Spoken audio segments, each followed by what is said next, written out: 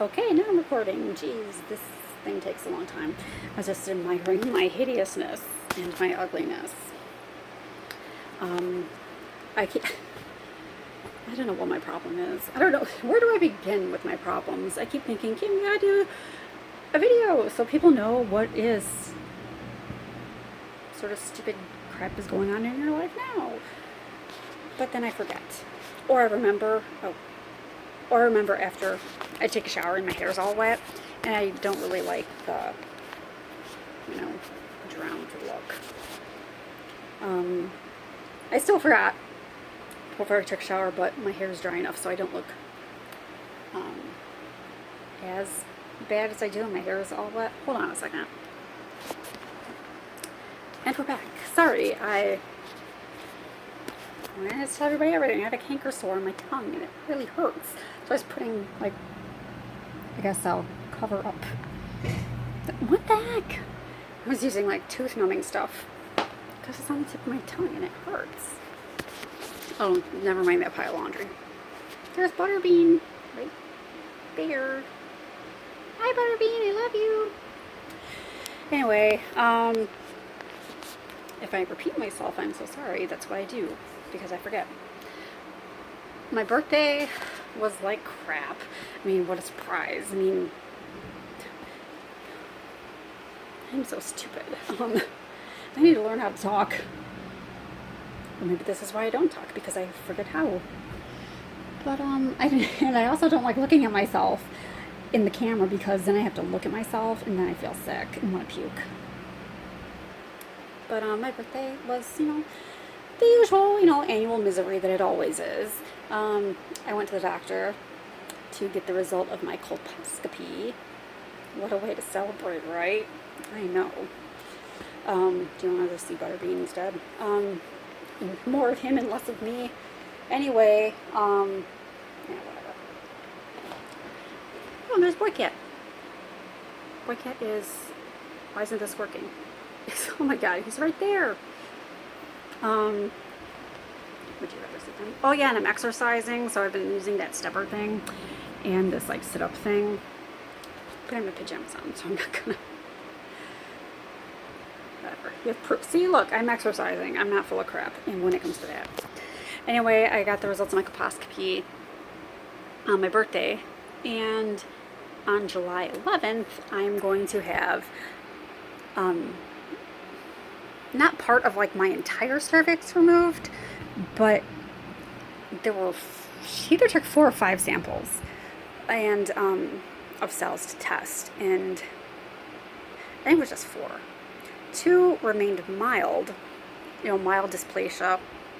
Number 2, see, I can count, mild dysplasia like I had last year, but 2 of the other samples had progressed to severe dysplasia, so I have to go get that bad part removed. It's a procedure called LEAP, and for the life of me I can't remember what LEAP stands for. Loop electric, or something like electric excision procedure. You can Google it if you care enough to learn, which I highly doubt anyone will do that. Oh yeah, see, I'm holding the curtains back with bottled water packages. Such a luxurious life I lead. So yeah, so I'm gonna have that procedure done, and part of me is just kind of like, do I want to really have it done? Maybe if I leave it alone, I'll get cancer and die. But cervical cancer grows very slowly, so I wouldn't die for a very long time.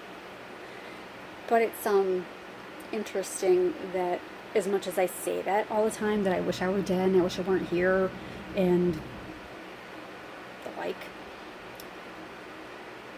as much as I say that, finding this out kind of, I don't know, it gives me mixed emotions. I'm kind of nervous. And I think it's because of a control thing. Not necessarily just a control thing, but I guess, like, unknown. The unknown, because lots of people are scared of the unknown. I am. A lot of people can't even smell unknown. But anyway, hi, Butterbean. Jeez. Okay, so as much as I say I wish I were dead, and I still wish that. I mean, it hasn't changed. You know what? It makes me nervous because I'm like, what if I do get cancer? And I was surprised that for someone who wants to die as badly as I do, that finding that out, the thought of maybe having cancer makes me nervous. But like I said, I think it has to do with a control thing. Like, not being in control of anything in life. Maybe I could at least be in control of, like, my death and my demise. But whatever. I'll have it done. Maybe just local anesthetic. It's not like a surgery. It's just outpatient. I'm just afraid it's going to be really uncomfortable. Well, I know it's going to be very uncomfortable because the colposcopy was not comfortable, and this is probably going to be a little worse. So, yeah, that's my excitement. Happy birthday, Kim. We're removing part of your cervix. And then, if I were to want to get pregnant, I would have to wait a year after the procedure, which would put me at 39. And so it's like, well, I guess it's official. I guess Kim is never having children. And that's just a whole other story. That's a whole other video entirely. That's another lengthy video entirely.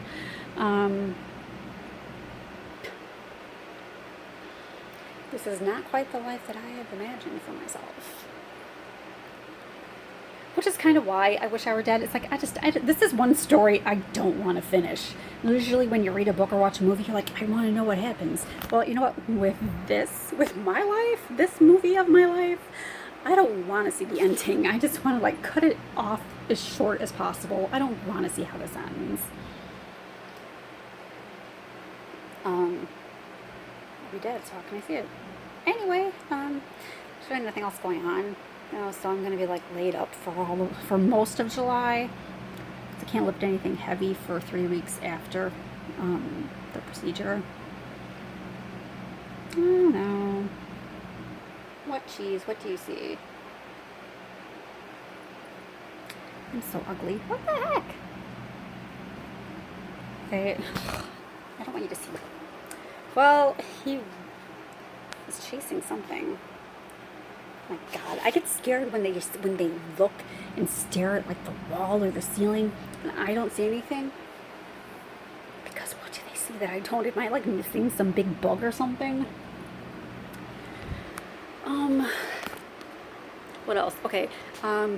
As far as this air conditioner goes, I had I think I said that I had tried to get my dad's old air conditioner out of the storage unit, and then I couldn't, so I hurt my back trying to crawl in and out of that place.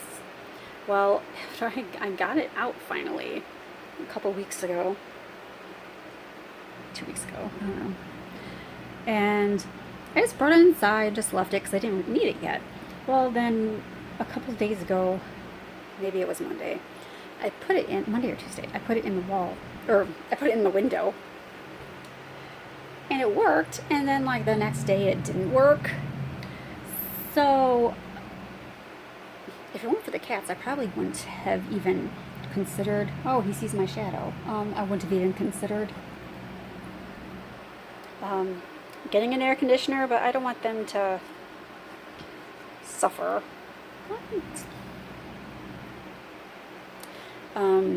Yeah, I could care more about them than myself. Oh yes, okay, my point to the air conditioner story. Okay, don't buy a portable air conditioner because it's really not portable. You can move it, but it has, like, a vent, like a dryer vent kind of thing that you have to put out a window. So every time you move it and port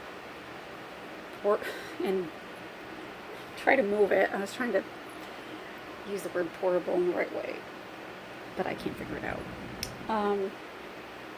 You can't port a bowl of the air conditioner because you have to keep, every time you move it, you have to put it in a window, put the vent thing in a window. So that's a lot of time and like a pain in the ass. So yeah, that one. My stupid landlord was like, oh god, I don't even want to talk about it because I get myself all worked up. I forgot to close like the front door. I left it open, like spring, so it would be open. Hold on a second. Let's see what time it was. And I kicked the other door closed, and my apartment door was like open, just a tiny bit, like a crack. The cats didn't get out or anything because that was like the first thing I did when I saw it. I'm like, oh my god, I hope they didn't escape. They didn't escape.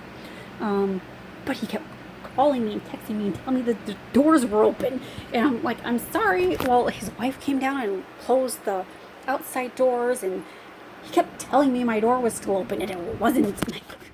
I'm like, oh my god, the door is closed, leave me alone. And people wonder why I spaz out sometimes, because I have to live and deal with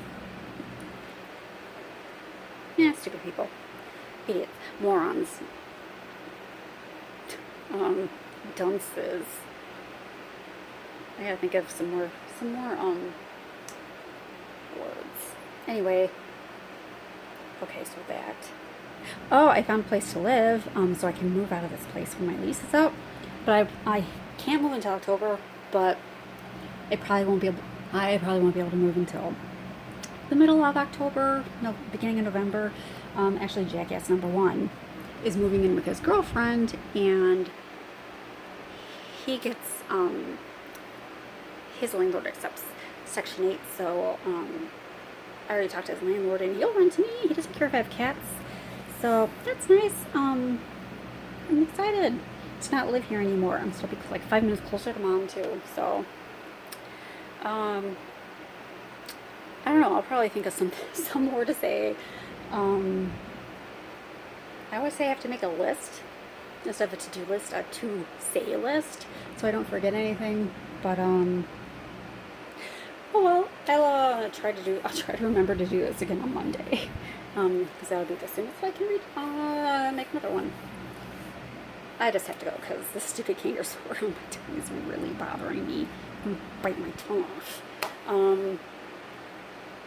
Okay, that's it. I'm sorry you had to view my hideous and ogreish looking face again. I'm so sorry. But let's end it with Butterbean and Boy Cat in my pigsty bedroom. Okay, bye.